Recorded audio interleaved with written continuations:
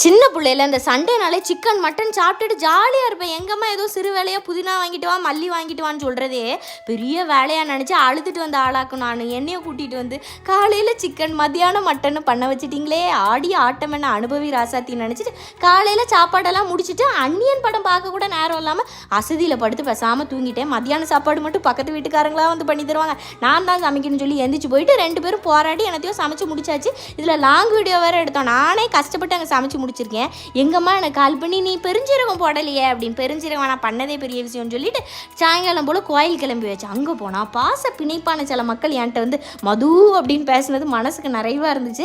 எனக்கு வெளியே போனாலே ஏதாட்டி தின்னுட்டு வந்துடணும் அப்படிங்கிற நோய் இருக்குது போல இருக்குது. வீட்டில் இருந்தால் பசிக்கவே மாட்டேங்குது, வெளியே போனால் நல்லா பசி எடுக்குது. என்ன டிசைனோ எங்கேயாட்டு போயிட்டு அள்ளி வதக்கி எடுத்து சாப்பிட்றது. வீட்டுக்கு வந்துட்டு ஒரு செம்பு சூடு தண்ணி குடித்தா என் கொழுப்பெல்லாம் குறைஞ்சிரும்ல அப்படின்னு என்னத்தையாட்டு வீடியோவை பார்த்துக்கிட்டு நம்பிக்கிட்டு கிடக்க தான் என் வேலை.